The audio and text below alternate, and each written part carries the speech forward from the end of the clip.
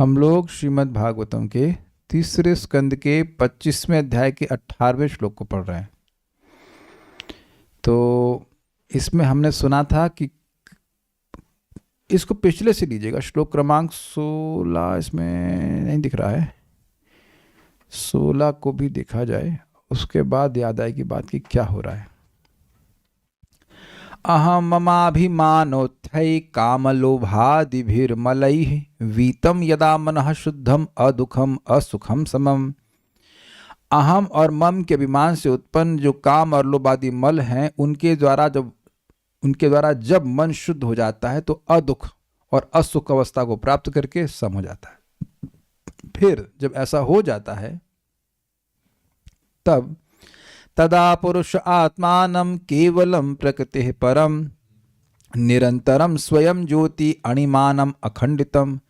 तब पुरुष यानी कि जीव अप आत्मानम स्वयं को केवल शुद्ध रूप में प्रकृति परम प्रकृति के परे देखता है। निरंतरम मतलब बिना भेद के देखता है, अर्थात वही देखता है कि भगवान और वह स्वयं सच्चिदानंद स्वरूप हैं। अखंड ज्योति अर्थात स्वयं ज्योति मतलब स्वयं प्रकाश देखता है, उसको अपने को देखने के लिए और कुछ चीजों की जरूरत नहीं है।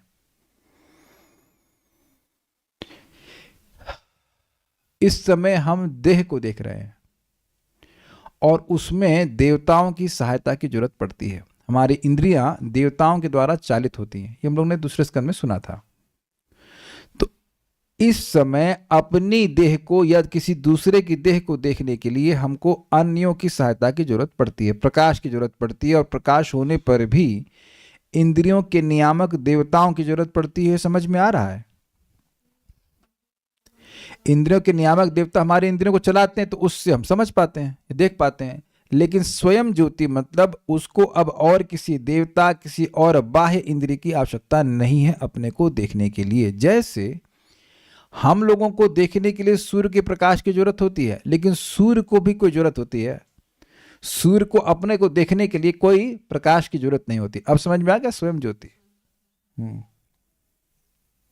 और अणिमानम मतलब अत्यंत छोटा, और अखंडित का मतलब भौतिक इच्छाओं से रहित, एक अर्थ था। और he sees A separate part and parcel, मतलब अलग रूप में देखता है।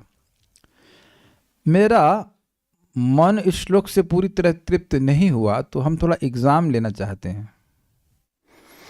वेदवादिनी निरंतरम का अर्थ मैं दिखा रहा हूं, उसकी व्याख्या कीजिए आप। देखिए सुन पे है ना आप। निरंतरम का अर्थ है स्थूल और सूक्ष्म देह दोनों से व्यवधान शून्य। अगर आप नहीं कर पाए तो हम काले कृष्ण को पास ऑन करेंगे। जो समझ में आ रहा है वो बताइए। कोई प्रभु जी, स्थूल देह में जो भी महसूस होता है, मतलब कभी दर्द या फिर स्थूल देह में भूख प्यास वगैरह जो भी उत्पन्न होता है। शब्द देखिए लिखा क्या है, स्थूल और सूक्ष्म देह दोनों से व्यवधान शून्य। स्थूल देह ये भूख प्यास ठंड वगैरह उत्पन्न करता है, उससे वो व्यवधान से शून्य। और सूक्ष्म देह मन बुद्धि अहंकार, मन में जो विकार आते हैं, कभी दुख फील होता है, कभी डिप्रेशन आता है, कभी बहुत अच्छा लगता है, तो ये भी व्यवधान है। हाँ ठीक तो है, इनसे शून्य। Okay, that is also good. जो स्थूल शरीर में हो रहा है और सूक्ष्म शरीर हो रहा है, उससे हमारा कोई प्रॉब्लम नहीं। एक तो ये भी अर्थ मैंने समझाया था, और कुछ अर्थ यहां पे किसी को चैट में बताइए। माइक लीजिए काले कृष्ण प्रभु। आप मुझे देख रहे हैं? बोलिए। आपके स्थूल शरीर को देख रहे हैं? यस। तो ना तो मैं आपको देख रहा हूं और ना आप मुझको देख रहे हैं, तो ये व्यवधान हो गया कि नहीं हो गया भाइयों?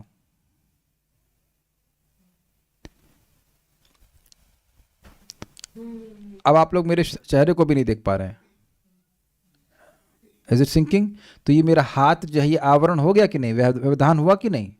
अरे आप देखो कि जब मंदिर में हम जाते हैं, कोई बहुत लंबा व्यक्ति सामने खड़ा हो जाता है तो व्यवधान आ जाता है कि नहीं? भगवान को देखने नहीं देता, वो तो आराम से देख रहा होता है।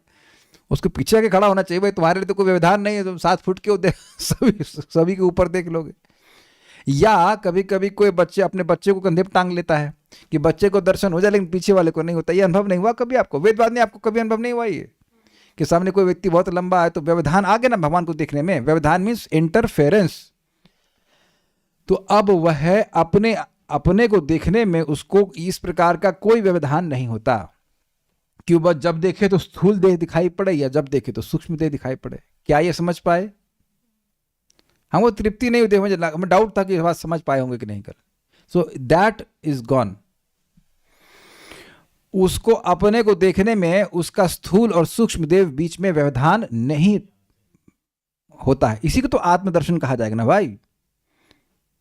और लगातार, मतलब ऐसा नहीं कि एक सेकंड देखा आत्मा को पर नहीं देखा तो अब देखना ही शुरू कर दिया, पर देखना ही शुरू कर दिया। ऐसा नहीं कि देखा उसका बंद हो गया। ऐसा नहीं कि आत्मा का दर्शन हुआ, अनुभव हुआ और गायब। नहीं, हमेशा के लिए खत्म।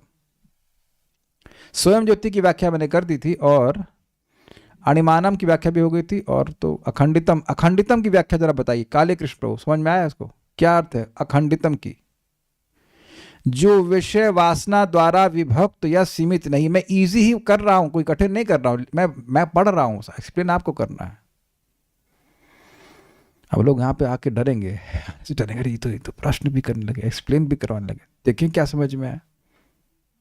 बहुत अच्छा अर्थ था इसका। ओके, तुंग विद्या माता जी ने सही उत्तर दिया है, लेकिन छोटा सा उत्तर दिया है सूत्र रूप में। एक पैराग्राफ लिखिए, डिस्क्रिप्टिव क्वेश्चन है ना भाई। ठीक है, अगर अभी छोड़ दे रहा हूं, आगे फिर पूछूंगा क्लास के बाद, आज पढ़ाऊंगा। अभी तो आपको थोड़ा छोड़ रहा हूं, इन लोग छोड़ रहा हूं। आप बताइए। मतलब वो जो अपना दर्शन कर रहे, अपने आप को आत्मा रूप में देख रहे, तो उसमें कोई व्यवधान नहीं है, तो वो देख ही रहे, तो निरंतर है, वही वाला है। क्या लिखा है यहाँ पे? मैंने अखंडितम की व्याख्या पूछ रहा हूं। जो विषय वासना द्वारा विभक्त या सीमित नहीं है।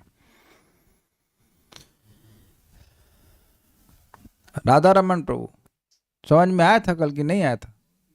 नहीं आया था। मिथ्यांकार से रहे थे। बोलिए वेदवाद में।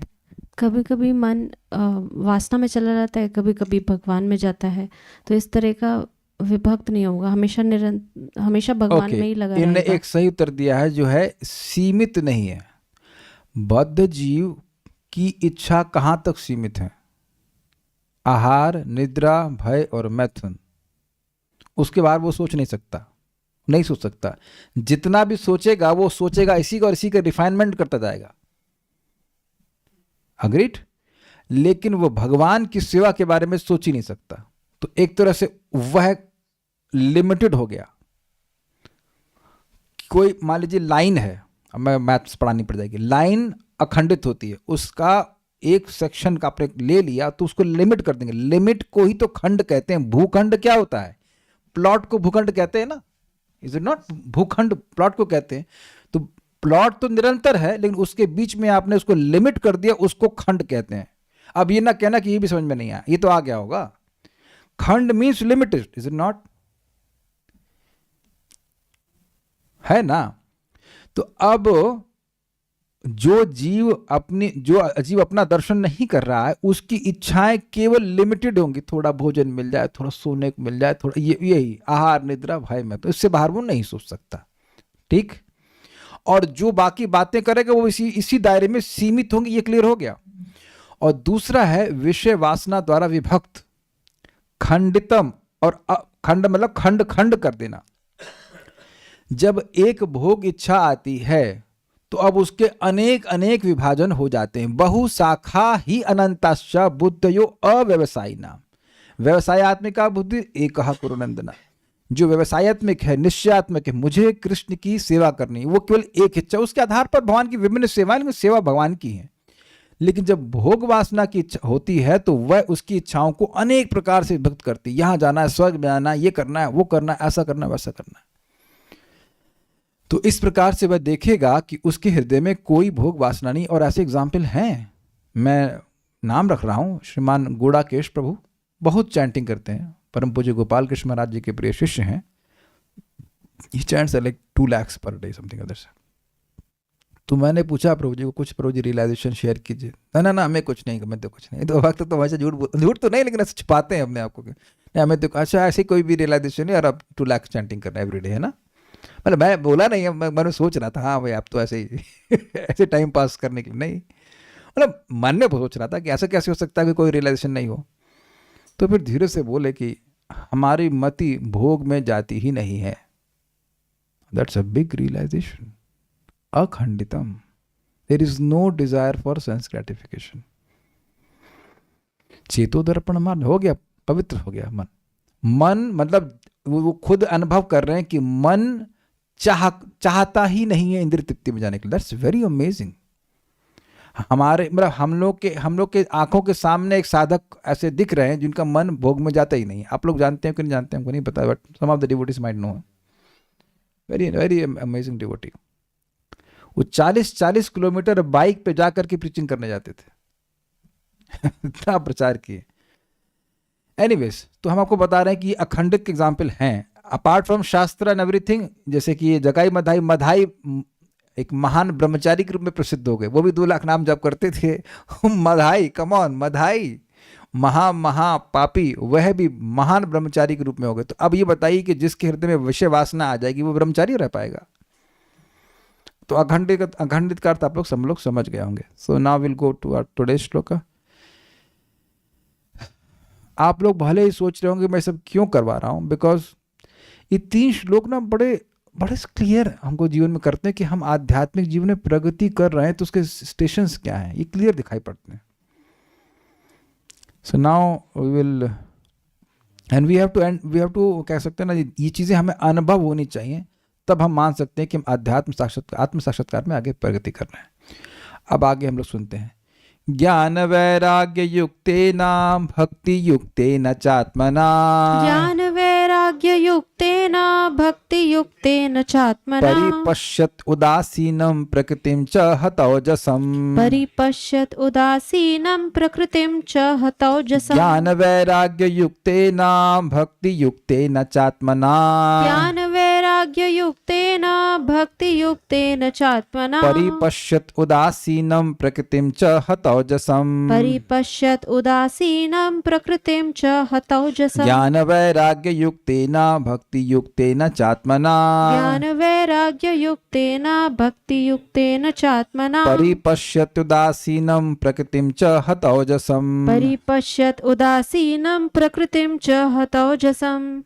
ज्ञान वैराग्य युक्तेन भक्ति युक्तेन चात्मना, ज्ञान वैराग्य युक्तेन भक्ति युक्तेन चात्मना, परिपश्यत उदासीनं प्रकृतिं च हतौजसम्, परिपश्यत उदासीनं प्रकृतिं च हतौजसम्। आत्म साक्षात्कार की उस अवस्था में, पहले तो समझ लीजिए, आत्म साक्षात्कार, is it sinking? Are you understanding this word? साक्षात means direct. देखना नहीं, साक्षात, यस, साक्षात, आंख के सब अनुभव, अपनी इंद्रियों से अनुभव हो रहा है। इंद्रियां इतनी पवित्र हो गई कि अनुभव हो रहा है। और आत्मा का साक्षात्कार, जैसे इस समय मैं आप लोगों को देख रहा हूं, इन द सेंस जो नॉर्मल वे में कह रहे हैं, हम आपको देख रहे हैं, देह साक्षात्कार, हाँ ठीक है, लेकिन उसी प्रकार से आत्म साक्षात्कार, ठीक है। आत्म साक्षात्कार की उस अवस्था में मनुष्य ज्ञान तथा भक्ति में त्याग के अभ्यास से प्रत्येक वस्तु को सही रूप में देख सकता है। तो क्या हम इस समय सही रूप में नहीं देख रहे? बिल्कुल नहीं देख रहे हैं। क्यों? जो शरीर नितांत अपूजनीय है, अशुद्ध है, उसको पूजनीय मान रहा है। हम कुछ बोलेंगे, बुरा नहीं मानना, लेकिन शरीर में ऐसा क्या है कि उसके लिए 2000 रुपए की ड्रेस पहनी जाए?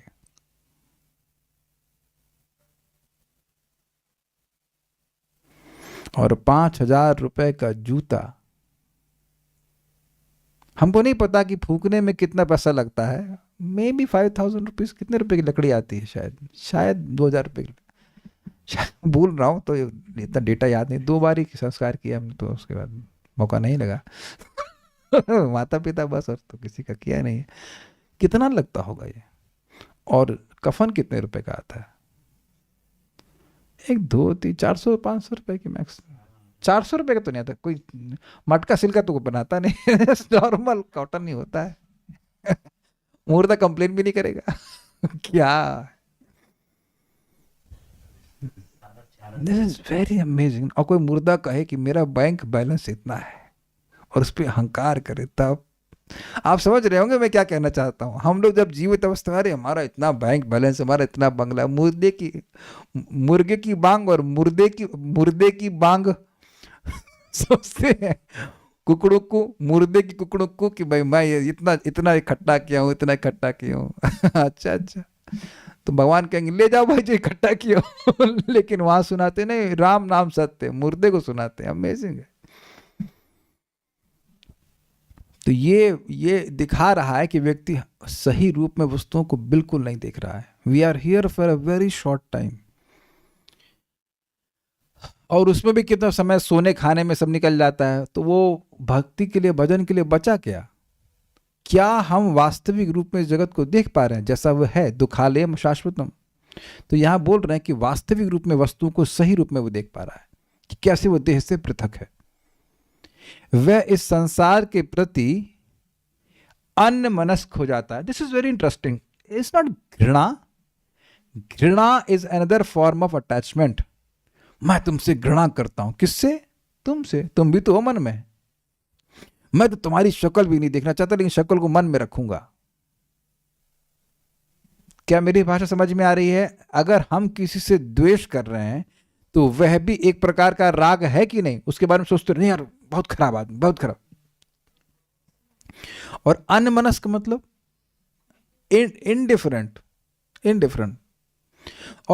और उस पर भौतिक प्रभाव अत्यल्प प्रबलता के साथ काम कर पाते हैं। हमको ये लाइन बहुत अच्छी लग रही है, बहुत अच्छी लग रही है। बद अवस्था में हम देखते हैं, और ये प्रश्न उठाया भी गया है अर्जुन के द्वारा कि नहीं चाहते हुए भी व्यक्ति पाप क्यों कर बैठता है कि नहीं? और ऐसा कह दीजिए कि ये नहीं हो रहा है, अभी एकदम नहीं हो रहा है, कि हम कुछ कार्य नहीं करना चाहते हैं फिर भी उसमें प्रवृत्त हो जाते हैं। एक व्यक्ति हाथ अभी तो नहीं खड़ा कर सकता, don't at least you be honest on this. तो इस समय देख रहे हैं कि हमारी खींचातानी चल रही है, that's nature. We are not महाभागवत। एक आध 2 दिन अगर भगवान की सेवा में लगे रहे तो बड़ा प्रसन्नता होती है। अगर सोचते हैं हम हो गए परमहंस, उसके बाद माँ कहती परमहंस, अच्छा इधर देखो ये गाजर कैसी लग रही है तुमको? हाँ ये तो बहुत अच्छी है इसका हलवा बनाऊंगा मैं। I getting the point? So माया का प्रभाव कम होता हुआ दिखेगा। जैसे भी आपने मैं प्रभु जी का एग्जाम्पल दिया, वो खुद ही कह रहे हैं कि मेरा मन अब भौतिक विश्व में जाता ही नहीं है। कभी कभी भक्तों को अनुभव होगा कि जब चैंटिंग अच्छे से होती है, भक्ति अच्छे से करते हैं किसी दिन, तो कुछ दिन ऐसा होता है कि मन बस भगवान में ही जाना चाहता है, भगवान की बात सुनना चाहता है, भगवान की ही भक्ति करना चाहता है। अनुभव होगा सभी को, वैसा होता है। कभी कभी पूरा दिन भक्ति में हम लोग लगे रहते हैं, तो अब एटलीस्ट उस दिन महसूस होता है कि आज माया परेशान नहीं कर रही है। लेकिन यहां क्या अवस्था है कि माया उनको परेशान कर ही नहीं रही। मैं एग्जाम्पल देता हूं आपको। जैसे आप गाड़ी चलाते हो तो ट्रैफिक परेशान करता है, धुआं परेशान करता है। हवाई जहाज में उड़ रहे होते तब भी धुआं परेशान करता है। तो आप समझ गए कि जब हवाई जहाज में व्यक्ति ऊपर उड़ रहा है तो उसको वो अनुभव करेगा कि नीचे के ट्रैफिक उसको परेशान नहीं कर रहा है जो कि पहले कर रहा था। Is it sinking? यानी कि हम ध्यान दीजिएगा कि हम इस जगत को चेंज नहीं कर सकते हैं। चेंज अगर कर सकते हैं तो अपनी चेतना को चेंज कर सकते हैं, और वो भी हम खुद नहीं कर सकते। चेतना का परिवर्तन दिव्य शक्ति के संपर्क, भगवान की अंतरंगा शक्ति की वृत्ति, जैसे यहाँ श्लोक में भी भक्ति शब्द का प्रयोग हुआ है, भक्ति के संपर्क से चेतना में परिवर्तन आता ही है। धीरे धीरे करके आता है, लेकिन आ जाता है स्थायी रूप से। क्या मैं समझा पाया?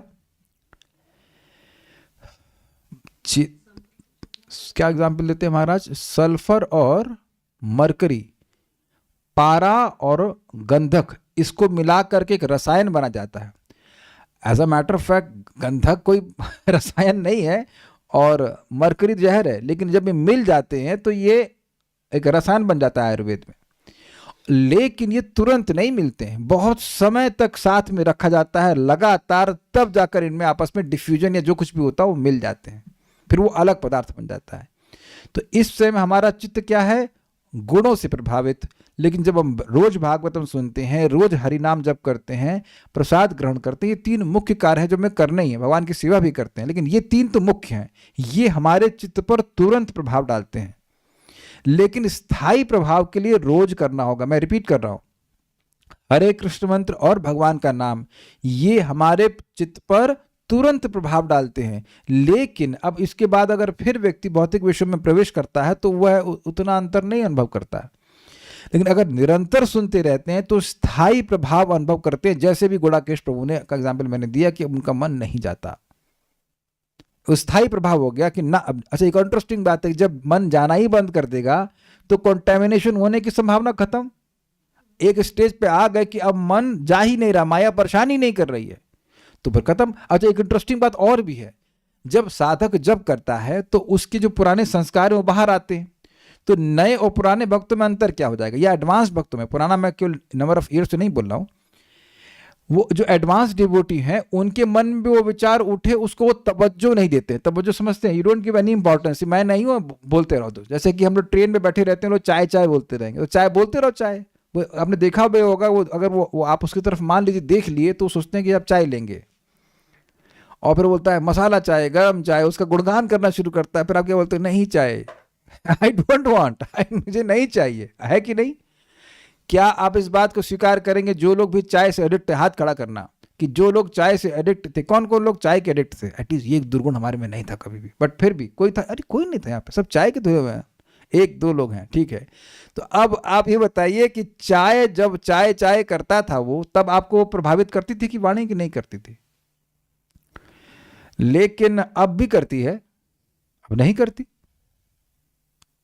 इसी जीवन में आप देख लीजिए कि कुछ दुर्गुण में जिससे हम लोग निकल नहीं पा रहे थे, भक्ति के प्रभाव से ऐसा स्थायी प्रभाव हो गया है कि उसकी आवाज तो आती ही नहीं है।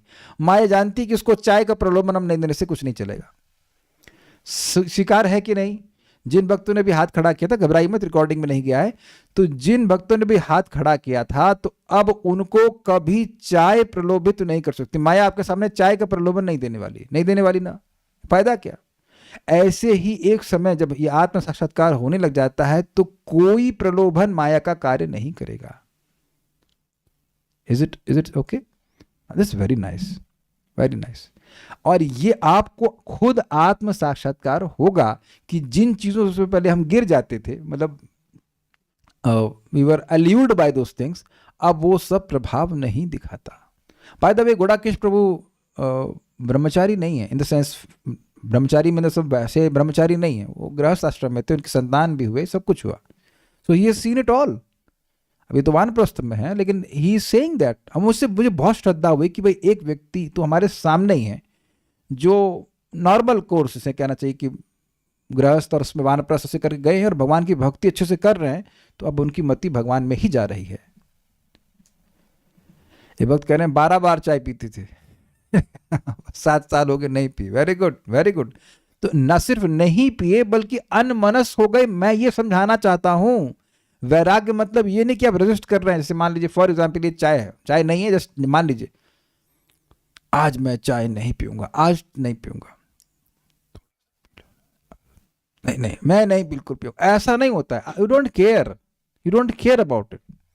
वो वाला वो है वास्तविक वैराग। इसको समझिए, वैराग्य, विराग, राग खत्म।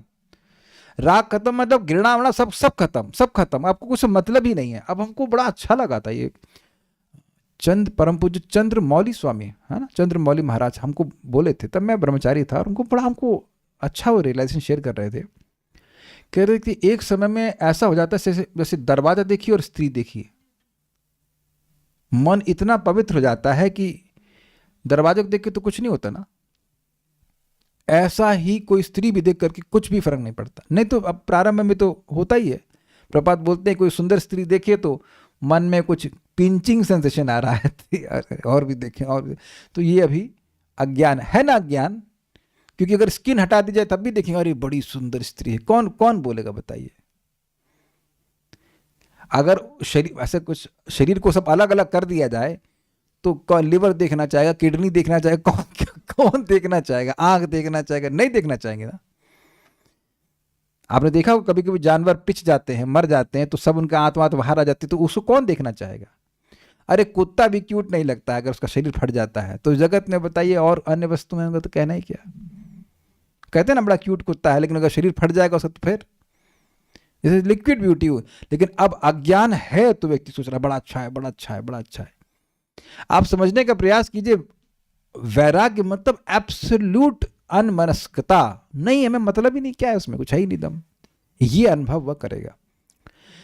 ज्ञान, उस अवस्था में वह ज्ञान और वैराग्य, ज्ञान मतलब अवेयरनेस, नॉलेज कि किस प्रकार से वह देह से पृथक है, वैराग्य से युक्तेन, युक्त च और भक्ति युक्तेन आत्मना, यानी कि वह मन जिसमें भक्ति भावना है भगवान के प्रति, और भक्ति है इसलिए ज्ञान और वैराग्य है। भक्ति परेशानुभव विरक्ति अन्यत्र चाहे सत्र एक काला, भगवान की भक्ति करने से भक्ति उत्पन्न होती है।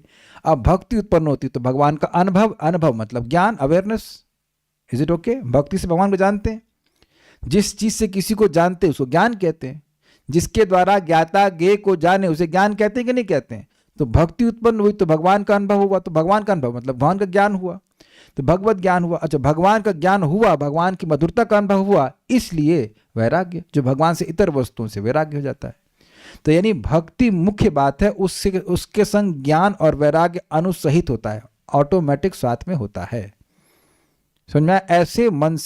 ऐसे मन से जिसमें भक्ति है और इस कारण से ज्ञान और वैराग्य उससे युक्त होकर उदासीनम, अपने को उदासीन देखता है। उदासीन मतलब न्यूट्रल, मैं कुछ करने वाला नहीं हूं। इस समय भावना क्या है? अहम, अहंकार विमूढ़ात्मा कर्ता अहम इति मन्यते, कि मैं कर रहा हूं, ये भावना होती है। जैसे मैं बोल रहा हूं, है कि नहीं? मुझे भी लग रहा है मैं बोल रहा हूं, लेकिन मुझे ये नहीं पता कि मैं बोल कैसे रहा हूं। किस अमेजिंग बात है, मुझे ये नहीं पता है कि मैं कैसे बोल रहा हूं, लेकिन मैं बोल रहा हूं। और आप लोगों को भी ये नहीं पता है कि आप सुन कैसे रहे हैं, लेकिन आप सुन रहे हैं। फिर भी मान्यता होती है हमें समझ में आ रहा है, yes I am very intelligent, मुझे समझ में आ रहा है, मैं सुन रहा हूं, मैं कर रहा हूं। उदासीन का मतलब है ही सीज हिमसेल्फ न्यूट्रल। पश्चन स्पृशन इत्यादि इत्यादि श्लोक है कि वो सुन रहा है, बोल रहा है, लेकिन वह करने वाला नहीं है। इस प्रकार का उसको रियलाइजेशन हो जाता है। आगे भी इसकी व्याख्या होगी। और प्रकृतिम हत ओजसा, बहुत अच्छा शब्द है। परिपश्यति मतलब अच्छे से देखता है। ओजस का मतलब होता है शक्ति, और हत मतलब जिसकी शक्ति नष्ट हो गई है। तो वह देखता है कि प्रकृति के गुणों का प्रभाव उस पर कम हो रहा है। ये प्रैक्टिकल, अब आप लोग देख लीजिए, कितने भक्त लोग यहाँ स्वीकार करेंगे कि सुबह 3 बजे उठने का सपना भी नहीं देखे होंगे आप लोग कभी। कितने लोग भक्ति में आने से पहले 3 बजे उठने का सपना भी देखे थे, उठने की तो बात छोड़ दीजिए, नहीं देखे होंगे, और अब उठ रहे हैं। हाँ एग्जैक्टली, वेदवादिनी कह रही है कि उठना भी होता है ये पता नहीं था। ये सत्य बात है। हमारे बाबा जी 4 बजे उठते थे, तो अरे हम लोग बड़ा मानते थे भाई 4 बजे उठते। हम लोग लिए 4 बजे तो लेट हो गया। अब is it not? Most of devotees के लिए 4 बजे तो काफी लेट हो जाता है। अरे 4 बजे, मतलब मैनी डिवोटीज एटलीस्ट। ये आप लोग कल अगर सुबह उठ पाए, भगवान करे सब लोग उठ पाए अगर 3 बजे, और जब कर पाए, भजन कर पाए, तो याद रखिएगा कि ये आपका गुण नहीं है, ये मेरा गुण नहीं है। It is coming by Krishna's mercy.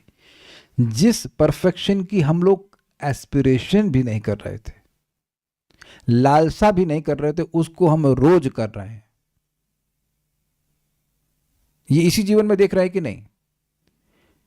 जिस भागवतम को सुनना नाम तक नहीं जानते थे, उस पर प्रवचन कर रहा हूं मैं।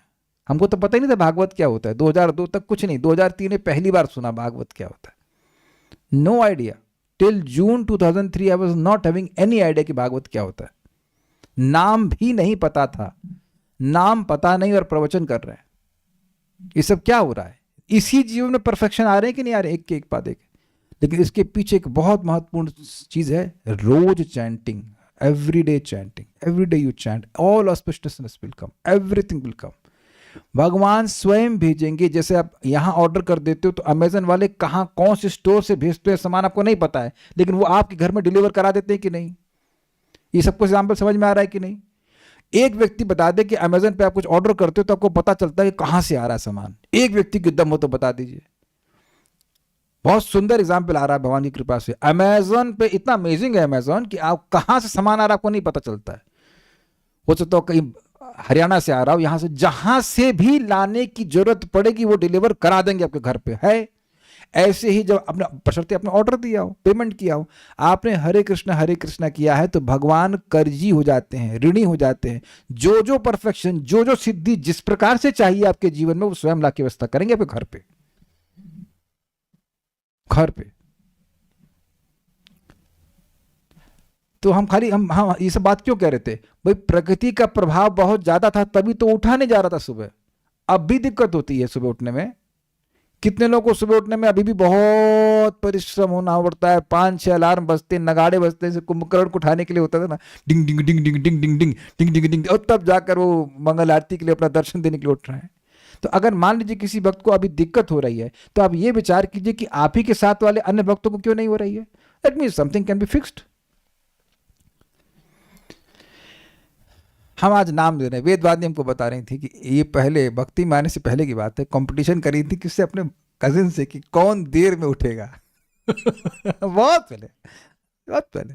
हम अपने बात बता रहे हैं, मतलब आप जीती कि कौन जीता था वो याद नहीं। 1 बजे उठा था वैसे कोई दोपहर में, टाई हो गया था। ठीक है, हम अपनी बात बता रहे हैं।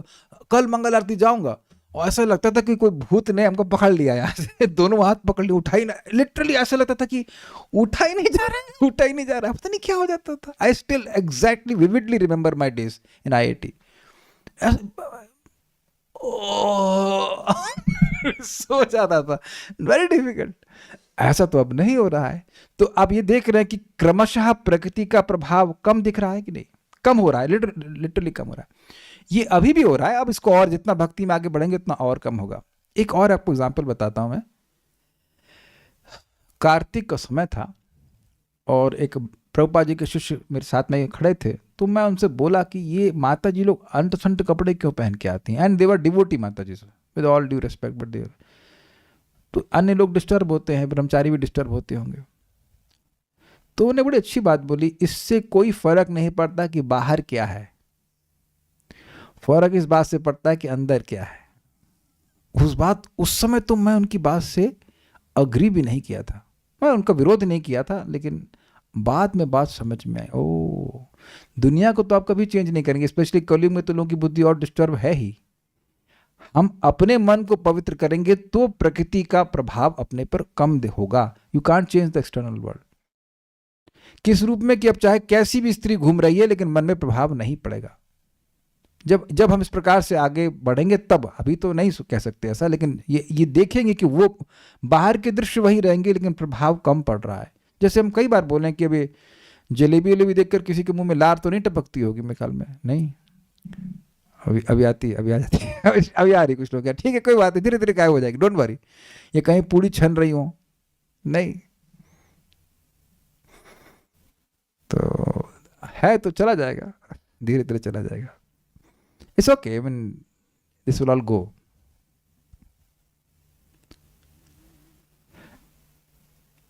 एक बात और सीखने वाली है कि अगर विषय वासना को हम अपने हृदय में आते हुए देख रहे हैं, इसका मतलब है कि अभी हम लोग प्रकृति के प्रभाव से प्रभावित हो रहे हैं, और इसको स्वीकार करना चाहिए। अच्छा, ये मेरी चेतना का लेवल है, इसलिए मैं प्रभावित हो रहा हूँ। हम अपनी चेतना को ऊपर उठाएंगे तो भगवान की भक्ति की कृपा होगी, तो फिर हम प्रभावित नहीं होंगे। इसे बड़े ठंडे दिमाग से सोचना चाहिए, परेशान नहीं होना चाहिए इसके बाद। ओके, एक भक्त कह रहे अभी भी नहीं उठ पा रहा हूं। देखिए, जो लोग भी सुबह नहीं उठ पा रहे हैं वो कृपया मेरी बात माने और अभी लिख लीजिए। रात्रि में जल्दी सोइए और 10 बार बोल के सोइए, मैं सुबह व्हाटएवर 4 बजे उठ जाता हूँ, मैं सुबह I wake up every day at 4 AM, I wake up every day at 4 AM, like that.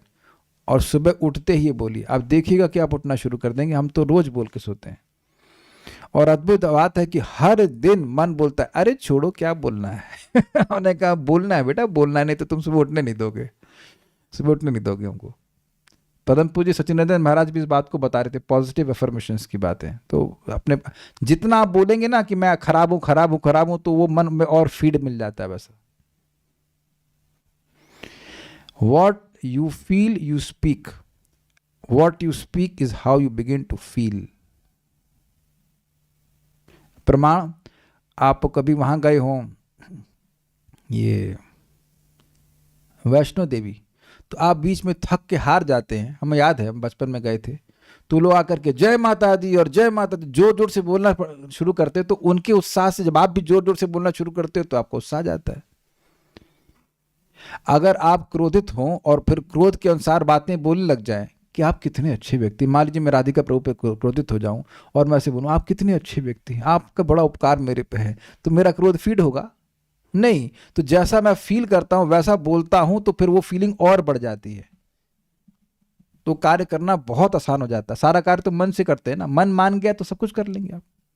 तो ये करना शुरू कीजिएगा। सारार्थ दर्शनी, ज्ञान और वैराग्य युक्त आत्मना अर्थात मन द्वारा और भक्ति युक्त न च अर्थात भक्ति युक्त मन द्वारा वह देखता है। यहाँ च यह दिखाता है कि वहाँ भक्ति देवी केवल सहायक हैं, क्योंकि भक्ति के बिना ज्ञान के पास स्वतंत्र रूप से फल देने अर्थात मुक्ति देने की कोई क्षमता नहीं है। कहने का मतलब है और मुक्ति और भक्ति के द्वारा, भक्ति युक्त मन के द्वारा, यानी भक्ति अगर नहीं होगी तो ज्ञान और वैराग्य कोई मोक्ष नहीं दे सकते। जो लोग भक्ति के मार्ग को छोड़ देते हैं और इस निर्विशेष ब्रह्म की अनुभूति के लिए ज्ञान का अनुशीलन करते हैं, उन्हें क्या मिलता है? उन्हें कुछ नहीं मिलता है। जैसे थोती भूसी को कोई कूटे तो उससे चावल वावल कुछ मिलने वाला नहीं है, केवल हाथ में छाले पड़ेंगे। ये ब्रह्मा जी बोले हैं।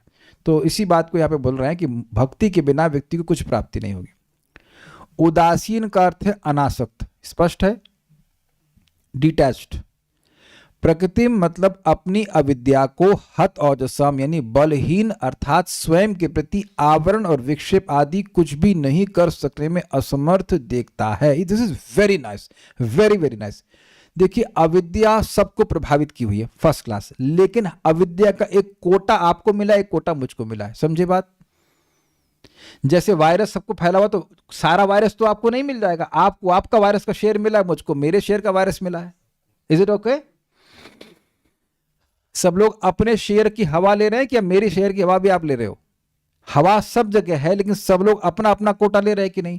तो मेरी अविद्या मतलब अविद्या का वह पोर्शन जो मुझे प्रभावित कर रहा है। अग्रीड, स्वीकार्य? तो अपनी अविद्या जो उस पर प्रभावित कार्य कर रही थी उसको अब कम कार्य करता हुआ देखता है। अविद्या का क्या कार्य है? आवरणात्मिका, जीव के स्वरूप को ढकने का कार्य। और जब वो ढक जाता है तो वह ये नहीं देख पाता कि वह है कौन। उसके बाद प्रक्षेपात्मिका, फेंकने की पोटेंसी की जो वो नहीं है, देह, उसी में उसकी अहम भावना करा देना। तो अब वह दोनों जगह देख रहा है कि उसकी देह में अहम भावना नहीं हो रही है, देह संबंधित वस्तु में मम भावना नहीं हो रही, तो पहले नष्ट हो गया था। और उसके स्वरूप को वह स्वयं देख पा रहा है, अपने आप को देख पा रहा है, और वह ये देखता है कि माया उसको प्रभावित नहीं कर पा रही। एग्जाम्पल दे रहा हूं, जैसे आप बादल के नीचे हो, परफेक्ट, तो आप सूर्य को नहीं देख पा रहे हैं, लेकिन हवाई जहाज में बैठ गए तो आप देखते हैं कि जो बादल पहले आपको दबाए हुए थे वो बादल अब आपको नहीं दबा रहे हैं। सबको समझ में आ गया? एटलीस्ट जो लोग हवाई जहाज में बैठे हैं वो तो समझ में आ रहे होंगे, और जो नहीं बैठे जाके मन से बैठ लीजिएगा, मन से समझ रहे हैं कि ऊपर उठ गए, then you see, then you are constantly seeing the sun. अब निरंतर सूर्य को देखते हो, आप ये बादलों से प्रभावित नहीं होते। अब तो ये बात सबको समझ में आ गई। फाइन। एक इंटरेस्टिंग बात है कि ये सारे अनुभव उसको खुद हो रहे हैं, बगल वाला पड़ोसी बताता नहीं है कि तुम्हारा आवरण नष्ट हुआ है। आपके कितने अनर्थ नष्ट हुए हैं ये मैं बताऊंगा कि आपको खुद को अनुभव हो रहा है। अभी आप लोग से पूछ रहा हूं ना, कितने लोग चाय प्रति अभी आ सकते हैं, कितने लोग जलेबी में आ सकते हैं, तो आप अपने आप जान रहे हो कि आ सकते हो कि नहीं? Is it sinking? भक्ति में सर्टिफिकेट आप ही देते हो अपने आप को, दूसरा नहीं देता है। कालेन आत्मनि विंदति, स्वयं में अनुभव व्यक्ति करता है। जैसे भोजन कर लेते हैं तो पेट भरा कि नहीं भरा व्यक्ति स्वयं अनुभव करता है कि नहीं? इसलिए यह कहना कि प्रभु जी मैं भक्ति में प्रगति कर रहा हूं, ये नहीं कर रहा हूं, ये सामने वाले को बताने की जरूरत नहीं है। आप सिम्टम्स देख लीजिए, आ रहे कि नहीं आ रहे, खुद जीवन में चेक कर लीजिए, फिर सिंपल सी बात है। ये विवेक होना चाहिए, क्योंकि अगर ये विवेक होगा तो भक्ति पे विश्वास होगा कि हाँ भक्ति कार्य कर रही है, फिर हम भक्ति के कार्य करते रहेंगे। कैसे, क्या डिफरेंट स्टेजेस होती हैं समझ में तो आना चाहिए ना। भक्ति की सहायता से, ज्ञान और योग के माध्यम से भी जब चित्त निर्मल होता है तब जीव अपना शुद्ध स्वरूप जान सकता है। यही यहां कहा गया। तात्पर्य, किसी प्रकार किसी रोग के कीटाणुओं के संपर्क से निर्बल मनुष्य प्रभावित हो सकता है, उसी प्रकार से भौतिक प्रकृति या माया का प्रभाव दुर्बल या बद्ध जीवों पर पड़ता है, मुक्त जीवों पर नहीं। इसका क्या मतलब है भाई? ये जीव भी क्या अलग अलग प्रकार के दुर्बल और सबल हो गए? दुर्बलता मतलब हृदय दौर्बल्य अर्थात वासना। अगर जीव में वासना है तब उसको मतलब जो भौतिक प्रकृति वो प्रभावित करेगी। कृष्ण भूलिया जीव भोग वांछा करे, निकटस्थ माया तारे चापटे अधरे। कृष्ण को भूल कर जीव भोग वांछा करता है तब माया उसे पकड़ती है। This is very nice, this is extremely nice. क्यों नाइस? देखिए, हम लोग कहेंगे कि माया बड़ी प्रबल है, ठीक है, लेकिन माया का एक बहुत बड़ी दुर्बलता है जब कि अगर मैं भगवान की सेवा करना चाहता हूं तो मुझे नहीं पकड़ सकती है। If I desire to serve Krishna then she will not catch me. क्या सब लोग इस बात को कैच कर रहे हैं? कृष्ण भूलिया जीव भोग वांछा करे, यही सूत्र समझ लीजिए। कृष्ण को जब जीव भूल जाता है और भोग की वांछा करता है तब निकटस्थ माया तारे झापटिया धरे, तो पास में स्थित माया उसको पकड़ती है।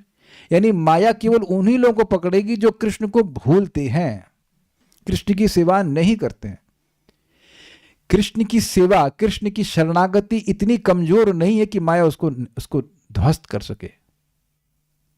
क्या मैं समझा पाया? अपनी शक्ति को पहचानने का प्रयास कीजिए। If I desire to serve Krishna then Maya can not catch. अगर मैं भगवान की सेवा नहीं करना चाहता हूं तब माया पकड़ेगी। बात श्लोक हम कई बार सुने हैं, लेकिन जरा विचार कर रहे हैं कितनी बढ़िया बात है। और एक और बात आप देख लीजिए, इस समय क्या आप भगवान की सेवा करना चाहते हो? बिल्कुल करना चाहते हैं, भागवत सुनना चाहते हैं, और देख रहे हैं कैसे फ्लो हो रहा है। वैष्णवों की संगत में कितनी आसानी से समय निकल गया, ये 1 घंटा भगवान की सेवा में। ये देखिए कि जिस 1 घंटे को हम शायद अकेले दे भी ना पाए पूरा दिन में, पूरी जिंदगी ना दे पाए, वो हम प्रतिदिन भगवान की सेवा में दे पा रहे हैं, जब कर पा रहे हैं, इस only because of association of devotees. इसीलिए प्रभुपाद कहते हैं भगवान की शरण में जाने का मतलब है भक्तों की शरण में जाना, और भक्तों की शरण में जाने का मतलब है श्रवण कीर्तन के प्रोसेस में का आश्रय लेना। बिल्कुल स्पष्ट शब्द है। तो जो कोई भी कह रहा है, कोई भी गृहस्थ भी अगर मान लीजिए कह रहे हैं कि हम नहीं उठ पा रहे हैं, ये नहीं कर पाए क्योंकि शाम को हम असत्संग कर रहे हैं, there is no other reason except this. असत्संग हो रहा होगा तभी सुबह उठने में कठिनाई, नहीं तो शाम को भगवान की बात सुनेंगे तो इतना बल मिल जाता है भक्ति करने का, किसी कोई हिसाब किताब नहीं। हम तो देख रहे हैं, नाम नहीं रख सकते, हमको बड़ी प्रसन्नता होती है बेटा आपको देख करके कि एक माता जी का 5:30 बजे जॉब है, वो 2 बजे उठ के चैंटिंग कर रही हैं। I feel very proud. हम नाम नहीं रखना चाहते बट स्टिल वेरी प्राउड कि हाँ सुबह देखो उनको जॉब में भी जाना है, सब कुछ करना है, लेकिन उत्साह है उनको नाम उच्चारण करने का। ये इसको माया नहीं खींच सकती है। जब व्यक्ति भोग वांछा करता है तब माया पकड़ती है। ये मैंने महाराज से पूछा था बात। महाराज कोई व्यक्ति बड़ा बोले पूछा, महाराज भगवान की शरण में जा रहे हैं तो माया क्यों पकड़ती है? तो महाराज बोले भगवान की शरणागति इतनी कमजोर है क्या? जो शरण में जाएगा उसको नहीं माया पकड़ सकती है, जो शरण में नहीं जा रहा है उसको माया पकड़ती है। आप देख लेना, विचार करना, एक बार में तो बात समझ में नहीं आती क्या बोला जा रहा है। But if you want to serve Krishna Maya can't catch you, Maya won't catch you. Police सबको पकड़ती है, सब लोग अभी यहां जेल से छूट के आ रहे हैं, कितने लोग यहां जेल से छूट के आ रहे हैं? तो कहेंगे ना क्यों जेल में जाएंगे, ऐसा कुछ हम काम करेंगे तब ना जेल में जाएंगे। तो ये हृदय दौर्बल्य जो है वे नियमित टॉनिक पीता रहेगा भागवत का और नाम उच्चारण करने का, तो अपने आप धीरे धीरे इसका जो दौर्बल्य है भोग वांछा है वो समाप्त हो जाएगा। दैट मीन्स अगर भोग वांछा 0 हो गई तो माया बिल्कुल नहीं पकड़ पाएगी। मैं फिर रिपीट करूंगा कि शायद ही कोई भक्त यहां होगा जिसको कोई कहे ए चलो थोड़ा दारू पीते हैं। शायद कोई हिम्मत भी नहीं करेगा आपसे बोलने के लिए कि चलो दारू पीते हैं। Is it not? माया वो चीज, वो ट्रिक तो आपको देने ही वाली नहीं है। अरे कोई ये भी नहीं कहेगा कि चलो चाय पीते हैं। दारू की तो बात छोड़ दीजिए, है कि नहीं? अरे ये तो पंडित जी ने, हमको तो हंसी आई। हम शेव कराने गए, एक व्यक्ति आए, तो वो मुझे नहीं देखे, मुझे जानते हैं, वो भक्त हैं, लेकिन अब जो भी भक्त हैं या भक्त कर रहे हैं जो भी करें, तो उसने केवल मेरी शिखा देखी पीछे से, तो अरे यहाँ संयमी व्यक्ति है इसलिए हम अभी अपनी वाणी को संयम कर दे रहे हैं। तो नाई पूछा ये क्या कहते हैं? देखो इसने किसी ने शिखा रखी है तो उसी से हम समझ लेते हैं कि ये स्वयं नियम संयम वाला व्यक्ति है। उन्हें अरे बाप रे, शिखा देख के समझ गए। फिर जब मुझे देखा, अरे प्रभु जी आप यहाँ से, हाँ ठीक है। तो इतना ज्यादा लोग सम्मान करते हैं वेशभूषा का कि ये तो साधु लोग हैं, महाराज। हम कभी भी जाते हैं बाहर नोएडा, महाराज महाराज पंडित जी, ये ऐसा करके लोग बोलते हैं। तो वो तो नहीं बोलेंगे ना कि आप अभी दारू पीजिए, मतलब whatever, don't do that is it not. केवल वेशभूषा देख करके, वेशभूषा देख करके। मैं खाली ये बोल रहा हूं कि सब होगा, हमारे संग होने वाला है। एक प्रैक्टिकल देख लीजिए, इस समय मतलब मैं थोड़ी देर में क्लास फिनिश कर रहा हूं, आपको 7 बजे कोई और व्यक्ति ऑप्शन दे सकता है कुछ और करो? कोई दे सकता है ऑप्शन? अभी प्रैक्टिकल देख लीजिए आप कि आओ चलो पिक्चर देखने चलते हैं। ये कितने लोगों को ऑफर मिल रहे हैं पिक्चर देखने के?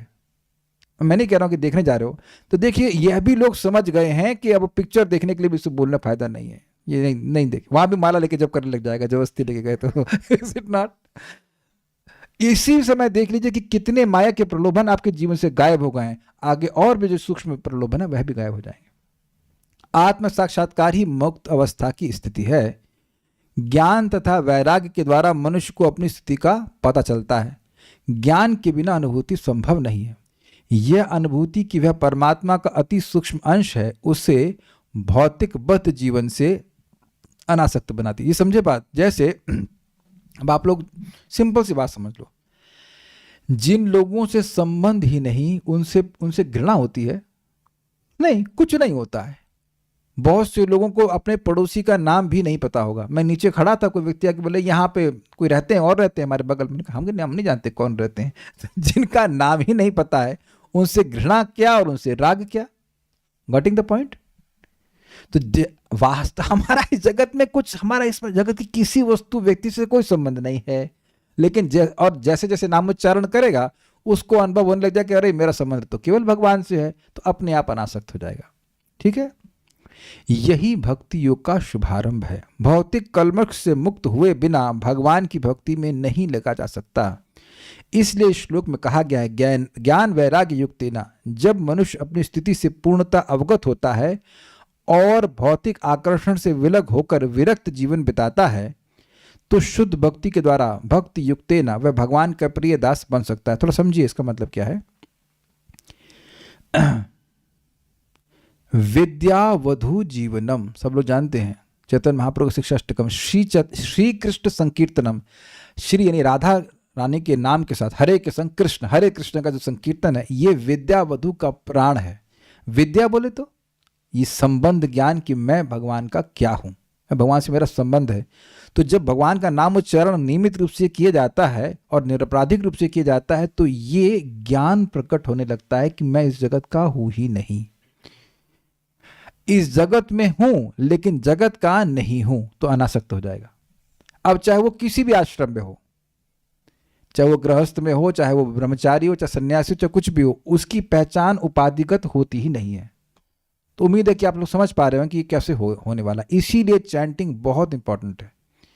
आप देखेंगे कि कुछ लोग आपको पति कह रहे हैं, पिता कह रहे हैं, पत्नी कह रहे हैं, कुछ कह रहे हैं, लेकिन अंदर से ही ये कनेक्शन कटने लगता है कि हम इनके वह नहीं है जो ये हमें सोच रहे हैं। इसका मतलब यह नहीं कि आप प्रेम नहीं करते हैं। आसक्ति और प्रेम अलग अलग बात है।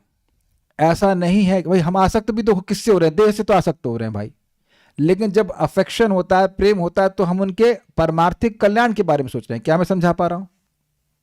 लेकिन जब आसक्त होगा तो क्या कहेगा? एक भक्त अपने बेटे को बोले, वो बेटा ब्रह्मचारी आश्रम में था पहले, फिर वापस चला गया, तो हमने कहा उठे क्यों नहीं? कह रहे पापा बोल रहे थे कि बेटा तू सोते हुए बड़ा क्यूट लगता है। तो लो अब हम तो सारी क्यूटनेस निकाल दिया करते थे जब आश्रम में, सोने तो नहीं देंगे। तो अब कोई व्यक्ति आपको सुबह उठा रहा है कि आप नाम जप करो, तो वो प्रेम कर रहा है ना कि नहीं कर रहा है? ये प्रेम कर रहा है। भाई भजन करेंगे, भगवान के पास चले जाएंगे, और दूसरा कह रहा है कि आप बड़े क्यूट लग रहे हो। तो ये उसकी उस पिता की अनावश्यक आसक्ति अपने बेटे में। आप समझ पा रहे होंगे दोनों में अंतर? आई थिंक वेरी क्लियर ना? तो यह नहीं है कि अब जंगल में सब चले जाएंगे, ऐसा कोई जरूरत नहीं है। लेकिन घर में ही रहते हुए व्यक्ति भगवान के बारे में जब सुनता, घर मतलब जहां जिस स्थान में रह रहा है वहां रह करके भगवान के बारे में सुनेगा, तो भगवान में आसक्त हो जाएगा। एक एग्जाम्पल देते हैं कि जैसे कोई व्यक्ति गृहस्थी है, गृहस्थ नहीं गृहमेदी कह लीजिए, वो शराब में इतना आसक्त हो जाता है कि पत्नी बच्चों के संग रहते हुए भी पत्नी बच्चों में आसक्त नहीं होता। ये देखा है ना, बहुत जगह देखा होगा आपने। उनको मतलब भी नहीं, मरे जिए कुछ भी करें। तो ऐसा, ऑब्वियसली तो बहुत नेगेटिव एग्जाम्पल बोल रहा हूं, लेकिन बात यह कि भगवान की कथा सुनने से भगवान की कथा में आसक्ति हो जाती है, तो अब पत्नी बच्चों का ध्यान तो रखते हैं, लेकिन ये अभिनिवेश नहीं रहता कि ये मेरी पत्नी है, ये मेरा बच्चा है, इसके लिए काम करना है, ऐसा ऐसा, ये सब नहीं। I hope it is very very clear. Okay, परिपश्यन्ति का अर्थ है कि वस्तुओं को सही रूप में देख सकता है, तब भौतिक प्रकृति का प्रभाव प्रायः शून्य हो जाता है। इसकी पुष्टि भगवद गीता में भी हुई है। ब्रह्मभूता प्रसन्नात्मा, स्वरूप सिद्ध होने पर मनुष्य प्रसन्न तथा भौतिक प्रकृति के प्रभाव से मुक्त हो जाता है, और उसी के साथ वह शोक तथा चाह से भी मुक्त हो जाता है। शोक मतलब भूतकाल में ये वस्तु नहीं मिली, और चाह मतलब भविष्य में मिल जाए। भगवान उस स्थिति को मद भक्तिम लभते पराम, अर्थात भक्ति के शुभारंभ की वास्तविक दशा कहते हैं। मतलब वहां से पराभक्ति शुरू होती है। देखिए, इस समय हम लोग भक्ति का अभ्यास कर रहे हैं, और क्रमशः क्रमशः जब एक पॉइंट आ गया कि कोई इच्छा ही नहीं रहेगी, तब हम लोग वास्तविक रूप से निर्गुणा भक्ति के प्लेटफॉर्म पर पहुंचते हैं। समझ रहे हैं? अब जब कर रहे हैं तो जब चल ही रहा है, अब ऐसी कोई इच्छा ही नहीं आ रही है और कुछ करें, या कथा सुन रहे हैं तब कथा ही सुन रहे हैं। अब ऐसा नहीं कि मन में कुछ और इच्छा रही कि और करें, और इच्छाएं डिस्टर्ब करना जब बंद कर दें तो आप समझिए कि आप पराभक्ति को प्राप्त कर रहे हैं। ठीक है, इसी प्रकार इसकी पुष्टि नारद पंचरात्र में हुई है कि इंद्रियों के शुद्ध होने पर उन्हें भगवान की भक्ति में लगाया जा सकता है। जो भौतिक कलमश से आकृष्ट है वह भक्त नहीं हो सकता। ये थोड़ा समझ लीजिए, बड़ी इंटरेस्टिंग बात है। जब इंद्रियों से हम भगवान की सेवा करते हैं तो इंद्रियां शुद्ध निर्गुण वस्तु की भगवान के संपर्क में आ रही हैं, तो वह शुद्ध होती जाती हैं। एक पॉइंट पर इंद्रियों की सारी शुद्धि हो जाती है, जो अर्थात जो उनका असद वस्तुओं में तर्षण है, जो खिंचाव है, वह खत्म हो जाता है। तो धीरे धीरे आप देखेंगे कि वह खिंचाव कम हो रहा है। जैसे कि कभी वो प्लास्टिक वाले नाड़े आते थे, याद है आपको? सबको याद है आपको? अभी भी आते हैं। अब तो धोती पहनते हैं, लेकिन नाड़े होते थे। एक तो डोरी होती थी, एक नाड़ा होता था, प्लास्टिक नहीं, सॉरी, वो इलास्टिक वाला। तो पहनते पहनते कुछ दिन वो ढीला हो जाता, तो टाइटनेस थी वो समाप्त हो जाती थी। तो उसी प्रकार से जो भौतिक एनर्जी की प्रकड़ है, धीरे धीरे भगवान की भक्ति करने से आप देखेंगे ढीली पड़ गई। तो वो पजामा ढीला हो गया, उपाधि ढीली हो गई, उसकी प्रभाव कम हो गया। आप ये अनुभव करना, एक एक भक्त, इसीलिए बोला जाता है कि कैसी भी इच्छा हो नाम उच्चारण करना चाहिए। जिस इच्छा को लेके आप जब करना शुरू किए, एक दिन हम देखेंगे कहाँ चली, गायब ही हो गई यार, ये गायब ही हो गई। पता नहीं भगवान कहाँ चुरा लेते हैं। इसीलिए भगवान को चोरों में सर्वश्रेष्ठ कहा जाता है कि चोर आपसे पूछ के चोरी नहीं करता है। भाई साहब, आपको 500 रुपये चुरा लूं क्या मैं? ऐसा चोरी करता है क्या? वो चुरा लेगा, बाद में आप देंगे अरे कहाँ गया। That's how Krishna is.